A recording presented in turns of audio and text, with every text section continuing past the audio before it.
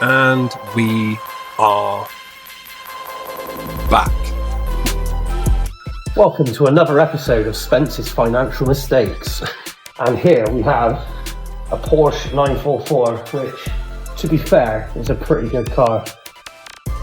I just feel guilty because we've cut so many of them up using the donor vehicles for beach buggies and splitties and stuff. It's time to give back. It's red. Kind of. Faded. Stock height at the moment. Every bolt is seized. Triter. Baron.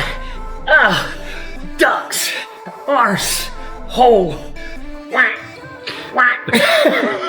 Pain in the arse. Should look cool when it's done. So what's the plan?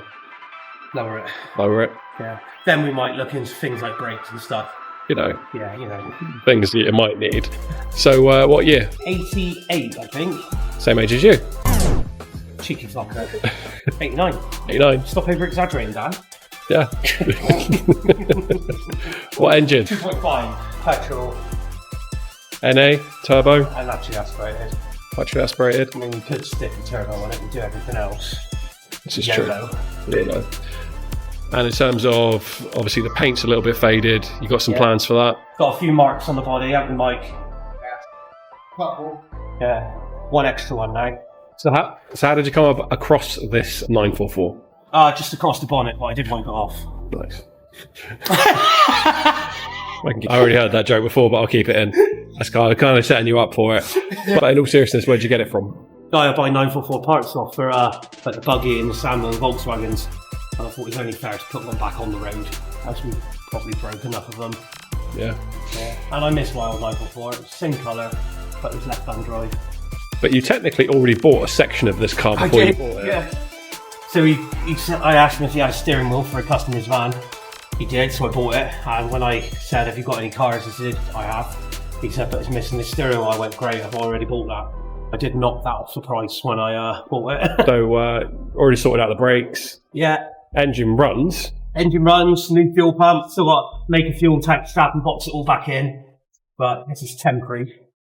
It doesn't drive though. Not yet. Got to bleed the clutch and bleed the brakes out. Well, hopefully just bleed the clutch out. I've been sat a long time, so that's what we're hoping. If not, it'd be either slave or master, one of them. I'm sure we'll find out. If you don't mind, I'm fucking busy. Cool. Now let's go hang out with this absolute joker. Get it? Anyway, what's this one in for, Mike?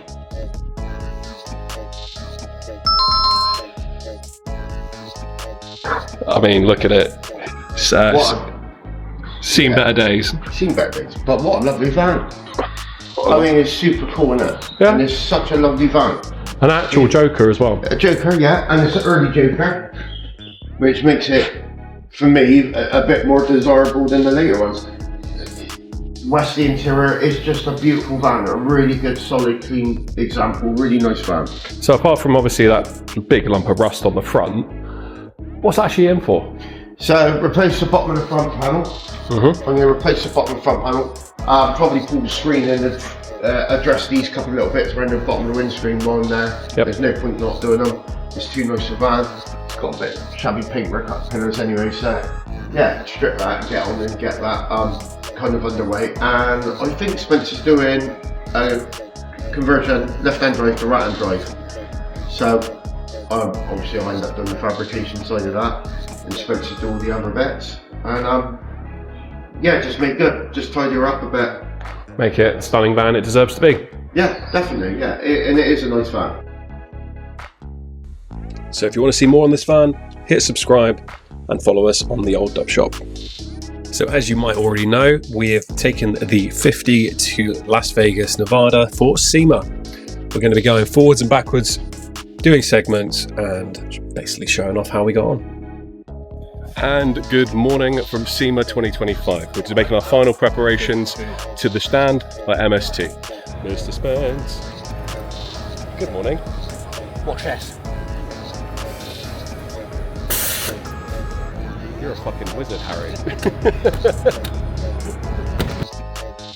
So apart from the 50 being cool as hell, and a little bit controversial, and being British, well, a British build, well, there were quite a few amazing cars on the MST stand to look at. So what I've done is I've made a micro segment, well, I guess a tiny episode within an episode. Stick around.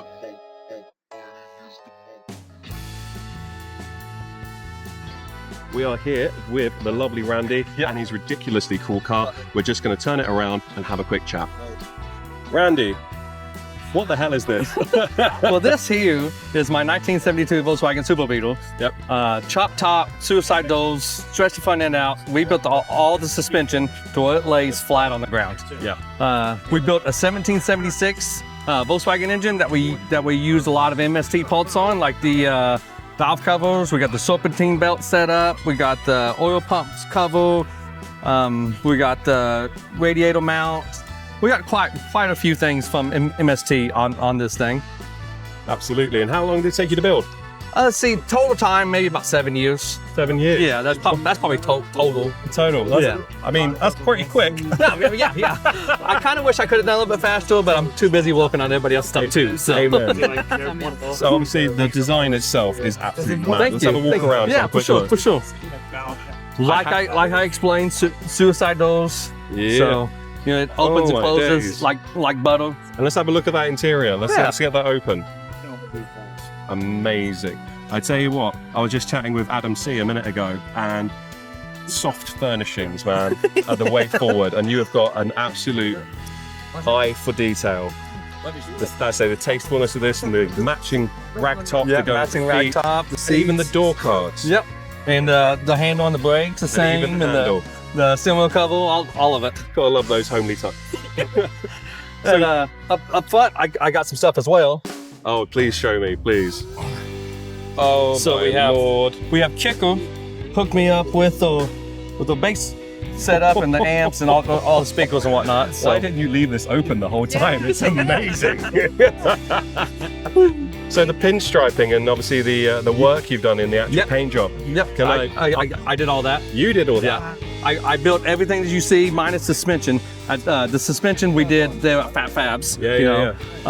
Well, we do a lot of the high-end trucks. We take them, we set them on the ground. Amazing. So I brought the car in. They did the rear suspension, and then we turned around and did the front suspensions. The front suspension's modeled after all C10 kits that we sell. Oh, wow. So it's proven. Like it walks. It does what it's supposed to. It tracks down the road straight. Like it's fantastic. So basically, you could probably drive through a brick wall and the wall would lose compared to how big those are. Yeah, I mean, yeah. They're a little beefy, but like I said, it's modeled off our truck suspension. Yeah. So since it was already proven, I didn't want to change too much because it's, like I said, already proven. So we changed the control arms. We boxed them off instead of, we normally do three-quarter inch plate, which is super heavy. Yeah. These are 10 gauge, so we cut the weight in half in order for the Volkswagen. So we didn't even need nothing that beefy on a Volkswagen. Well, let's have a look at his handsome face for a second, shall we? Yeah, Thank you. Absolutely. Yes. And the paint job. Yes. Yep. As in, obviously, the paint job itself. I'm gonna go out on a limb here and say, was that your choosing and choices and stuff like that? I did all the paint as well. And it's the gradient that goes into the paint job itself. Oh yeah, is insane. Faded it down to the bottom. You also see it around like the body lines. Yeah. Just add a little touch, just add a little depth to it, you know. And that paint itself is just beautiful color. How'd you make those wheels? Oh, they are aluminum?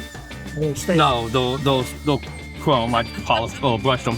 Is that what it is? Yeah. Chrome. I just brushed them. Yeah. Just give that brushed aluminum look. Yeah, that's great looking. That really turned out good. Because I got the aluminum everywhere, so On it?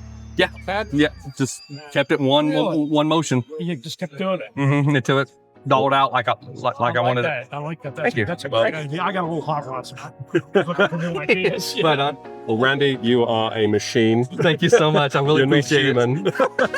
You make this beautiful piece of artwork. Thank you very much. Yeah, thank you. Love it.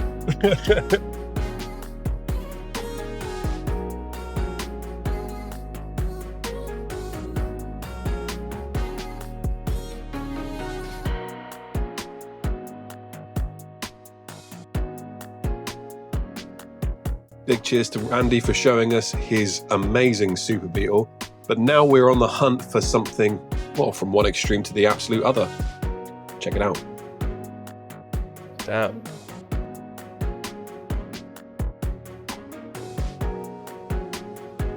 fucking Beetle, mate.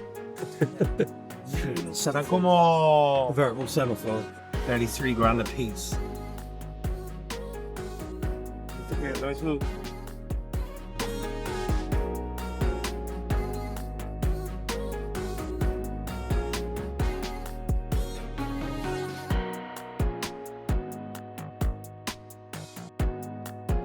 It's nice.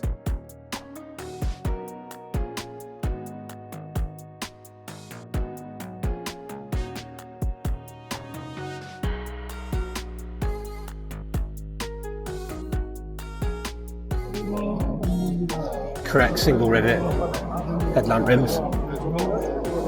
Just saying.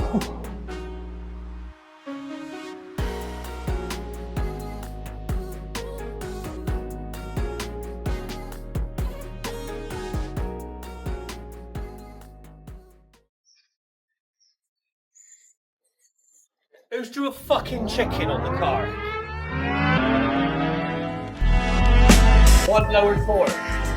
Now it's time to bleed some brakes, fan some rims on, and do some sick skids.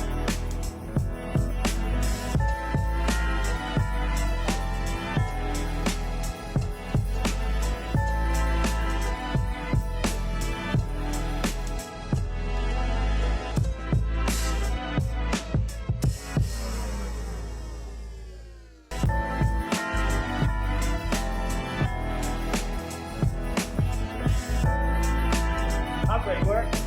Nice.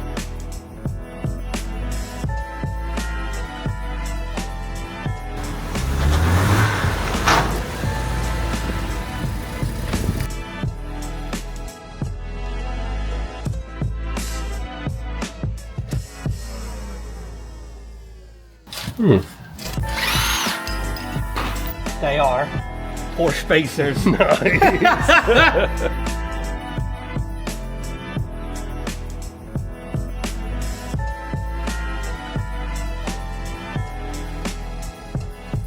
A little interesting fact, the bay window nut fits a Porsche. That's fucking gangster.